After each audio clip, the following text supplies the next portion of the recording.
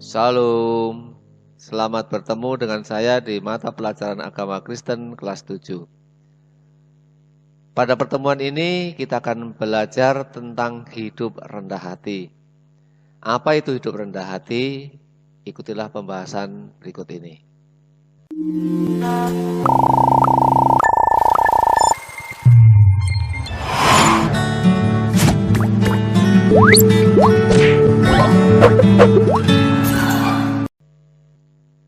Mari kita sama-sama berpikir. Rendah hati itu berarti sifat tidak sombong. Dan sombong adalah menghargai diri secara berlebihan. Pertanyaan pasti muncul dalam benak kita. Pernahkah kita melakukan semacam ini?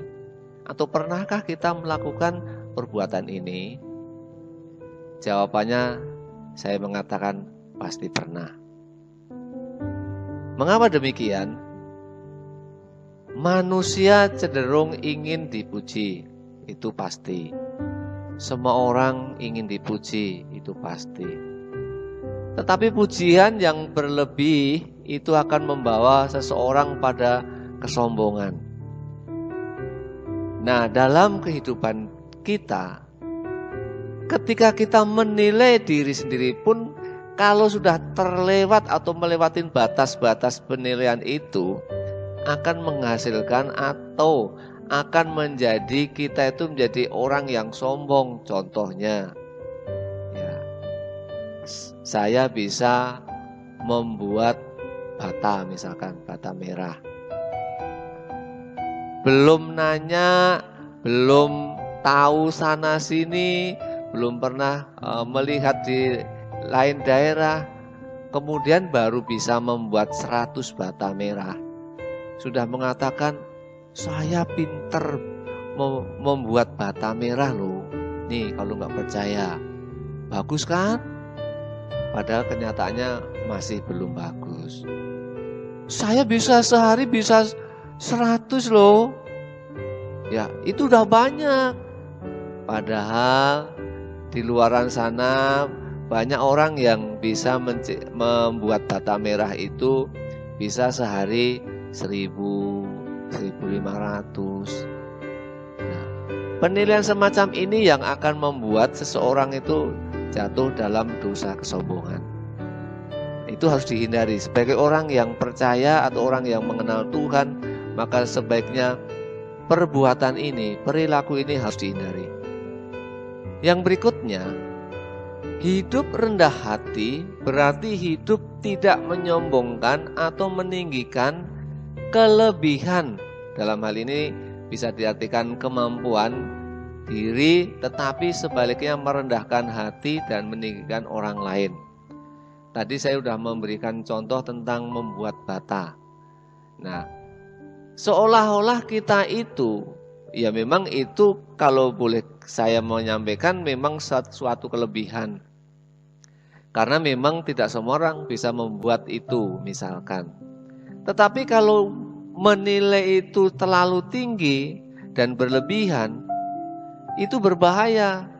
Meninggikan atau menyombongkan bahkan kemampuan yang sebenarnya memang itu sebuah kualitas hidupnya, itu juga akan membuat seseorang menjadi sombong.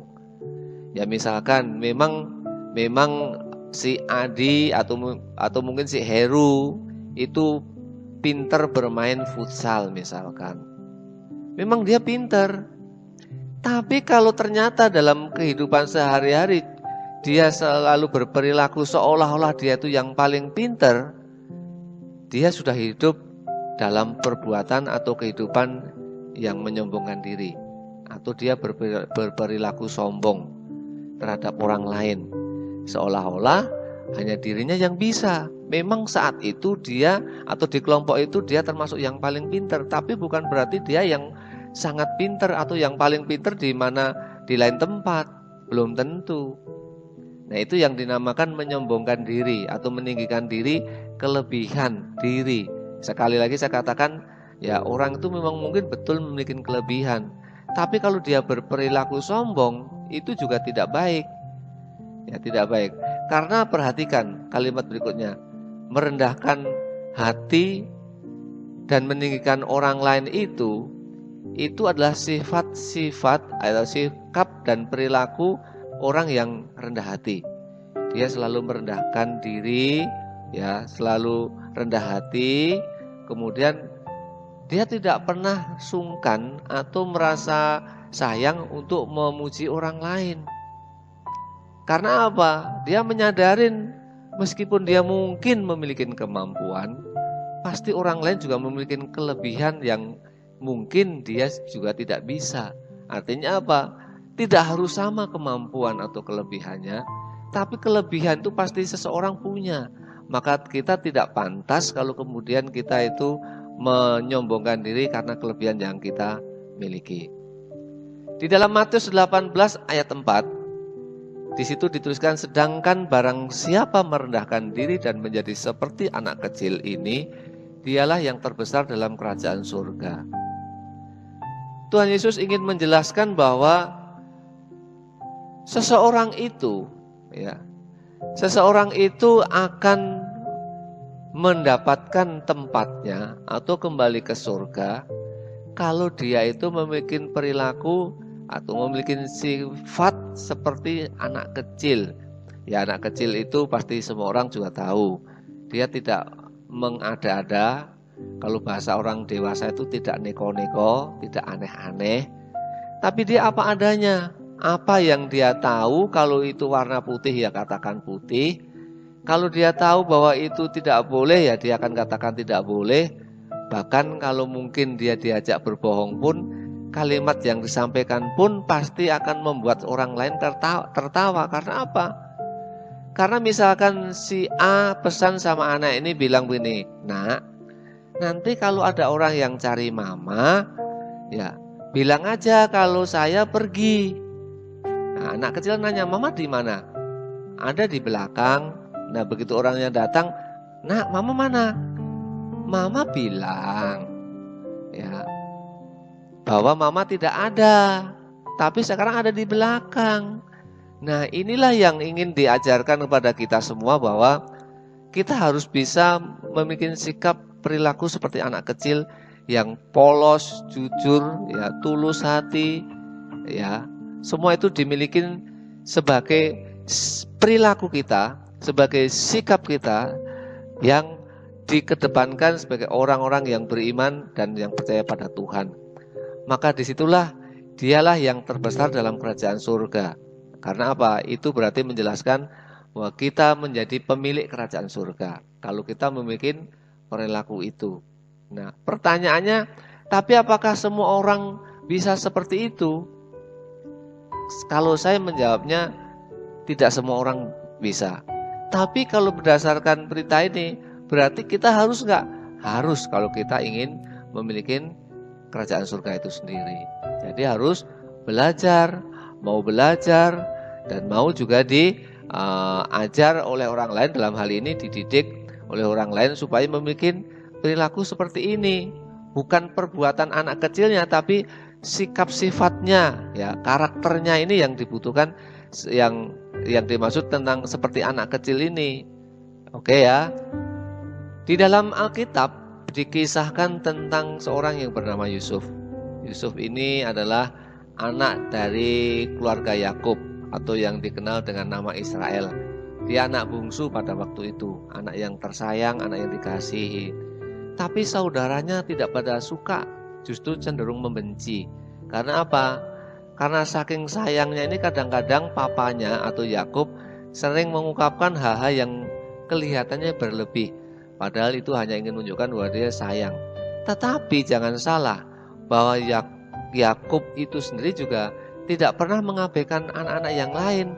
Buktinya apa? Ketika Yusuf kemudian diutus oleh ayahnya ini, sampai akhirnya kemudian Yusuf ini kemudian dijual. Sebenarnya Yusuf datang ke tempat mereka itu untuk mengantarkan makanan dengan pesan dari ayahnya bahwa, "Nak, coba kamu pergi ke tempat saudaramu, apakah dia dalam keadaan baik atau tidak. Kamu bawa makanan ini." Jadi ingin tahu kabarnya, berarti ayahnya adalah ayah yang perhatian juga. tapi mereka tetap salah sangka. Akhirnya kemudian Yusuf dianiaya. Memang rencananya mau dibinasakan, tapi di antara saudara itu mengatakan jangan, ya lebih baik dijual aja. Sampai akhirnya kemudian Yusuf dijual dan ternyata Tuhan berperkara. Yusuf berperilaku ingin balas dendam enggak? Tidak pernah. Yusuf itu adalah orang yang sangat rendah hati. Dia tidak pernah sedikit pun memikirkan tentang yang namanya membalas kejahatan. Buktinya mana? Buktinya ketika dia sudah menjadi seorang mangku bumi, yaitu kalau di Indonesia atau di negara kita itu setara dengan seorang gubernur. Dia menjadi penguasa di sana, dia menjadi seorang penguasa yang sangat terkenal dan dikagumin banyak orang karena kecerdasannya dan kebijaksanaannya yang luar biasa. Sampai suatu ketika dia di lingkungan sekitar situ atau boleh dibilang di tempatnya saudaranya berada, yaitu di orang tuanya Yusuf ini terjadi kelaparan. Tapi tempatnya Yusuf yaitu di Mesir tidak terjadi kelaparan karena kepandaian Yusuf dalam mengelola perekonomian atau dalam menggerakkan perekonomian di tanah Mesir di wilayah kekuasaannya. Sampai akhirnya kemudian saudaranya datang ke tempat Yusuf untuk membeli makanan. Tujuannya membeli makanan. Mereka tidak tahu bahwa yang dihadapannya itu adalah orang yang dulu pernah dianiaya. Yusuf sebenarnya sudah tahu, cuman dia tidak ingin menampakkan seketika itu juga atau tidak ingin menceritakan seketika itu juga. Tapi kemudian di waktu yang tepat dia pun akhirnya sudah tidak tahan dan menangis. Kemudian dia menceritakan bahwa dia adalah adiknya. Wow, semua saudaranya menjadi terbongong bahkan kaget sekaligus ketakutan. Mereka memiliki pemikiran, waduh Yusuf ini pasti balas dendam, celakalah kita, matilah kita dan seterusnya. Tapi Yusuf mengatakan, ya, dia mengatakan tetap mengasihi saudaranya. Ya, apa yang terjadi jangan diingat-ingat lagi. Ya, Yusuf mengatakan bahwa semua yang terjadi merupakan cara Tuhan untuk bisa membawa keselamatan bagi keluarga si Yusuf. Maksudnya bahwa dalam kelaparan itu saudara Yusuf ada yang menolongnya. Sampai akhirnya kemudian Yusuf ini diberikan satu kepercayaan oleh Raja Mesir waktu itu dan diberikan sebuah wilayah untuk keluarganya di tanah Gosem namanya. Itu tempat itu subur. Jadi karena bangsa Mesir waktu itu rata-rata itu tidak ada yang bekerja sebagai pengembala. Yang pengembala itu orang-orang Ibrani. Maka disitulah orang mengenal yang namanya gembala dan seterusnya. Karena memang orang Mesir pada waktu itu tidak mengenal namanya sebagai gembala. Dan disitulah kemudian di tanah Gosem itu mereka tinggal dan mengembalakan kambing ternaknya dan seterusnya. Mengapa mereka bisa mengalami itu? Karena kerendahan hati Yusuf. Coba kalau Yusuf tidak rendah hati, balas dendam, terjadi enggak? Enggak terjadi.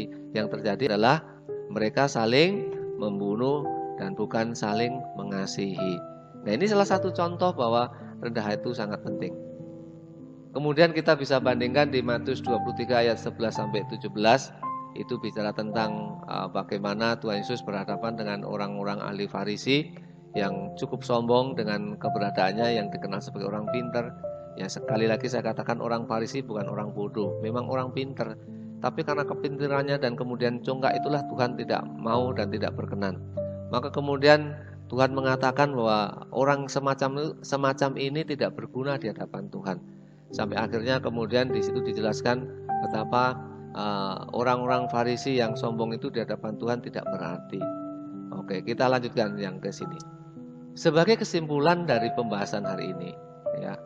Di Matius 23 ayat 11 itu dikatakan barang siapa yang terbesar di antara kamu hendaklah ia menjadi pelayanmu. Kalau kita dipercayakan satu tanggung jawab itu bukan untuk menguasai atau bahkan menyombongkan diri, tapi harus bisa merangkul semuanya. Harus bisa menjadi orang yang tidak mengagungkan diri sendiri, tapi sebaliknya justru kita menjadi orang yang rendah hati.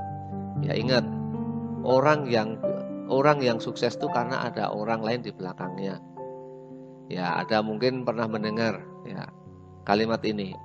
Suami yang sukses itu karena ada seorang istri yang baik hati.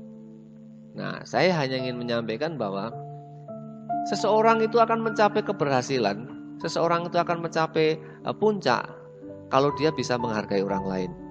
Kalau dia bisa memiliki sikap perilaku yang baik terhadap orang lain.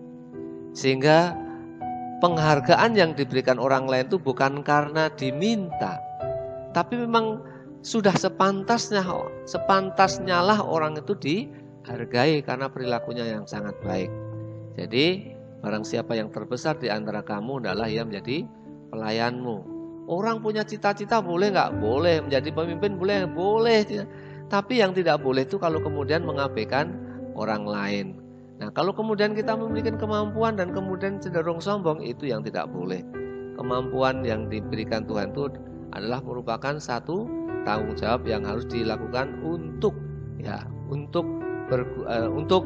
kebaikan dirinya sendiri, orang lain, demikian untuk memuliakan Tuhan.